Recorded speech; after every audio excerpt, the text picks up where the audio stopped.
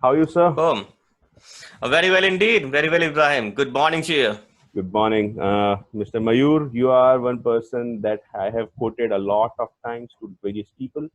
Why my work ethic has changed over years. And finally, it's a great honor to bring you on the show and bring you to people, to introduce you to the people, exactly who you are. So just let me tell you the quote that actually changed my life and changed the work ethic that you actually told me once. So it Really? was, yeah, it was Good. 2010, August of 2010, when you came in to give a seminar, and I was sitting in that seminar, and you asked the question in a room of around 156 students, and you asked the question, who here thinks that you have a strong willpower? And there was only just one person who actually raised his hand for whatever reason, and that was me. And you told me, yeah, you told me that, all right, so you have a willpower. Yeah. How strong is your willpower? I told you with utter arrogance, very strong willpower, it never breaks. And you looked in my eye, you walked towards me, and you told me, oh, that cannot happen. Your willpower will break some or the other day, so you better you get ready. And yeah, I mean, that thing changed the whole dynamic of my life that day, because I was a football player at the time. I did boxing as well later on. And what Mhm. I felt was that I have been so arrogant with my willpower that it will never break and I will be able to pull myself through anything. But that little statement of yours made me so uncomfortable that I started preparing myself in such a manner that I cannot depend on the willpower. I cannot depend on just the determination. I need to prepare for everything. So thank you very much for that statement, sir. And I I introduce almost forgot. you. You really forgot? Oh, come on. Absolutely. It's 10 years, man. I mean, 10. I mean, yeah, obviously, I remember you. You were there. I have the slightest idea that you were in the room, and I obviously know you since then. Right. I didn't exactly know, but yeah. So, I mean, I'm honored to know that, it Yeah. made an impact. Yeah. You still Good, man. believe that willpower can be broken? Well, I don't rely on willpower because the willpower is somehow associated with the determination and hope. All right. Okay. Okay. And you Okay. can't rely on hope because Uh-huh. hope is not a strategy, by the way. Mm-hmm. Hope is not a strategy. You got to rely on discipline. If you're Mm-hmm. doing something consistently every day, then you don't need a willpower. For example, if people ask me that, can you write an article? I say, of course I can, because I've been writing for last decade or so. Mm-hmm. So it doesn't need a willpower, to write an article. So Right. obviously I do something consistently. Mm-hmm. And I still remember, in 2010, I was writing an article. I started writing actually. Mm-hmm. And I was thinking, who's going to write that? Who's going to read my articles? But then somehow I started, okay, let me begin. I still remember my very first article. It's still on my website, Mm-hmm. and I still kept it there. The reason is that I should be knowing that I was so stupid at that time, because when I look back, I thought things have changed. But Mm-hmm. I still believe that if I haven't written that first article, I wouldn't have written.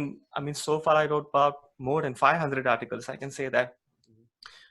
That's not going to be possible. I mean, so I do consistently. Mm-hmm. One of the interesting thing that, when you raise the issue of determination, uh, I was quite fascinated about the field of, influence, because if you know, when we met in 2010, I was a NLP master practitioner and a hypnotist.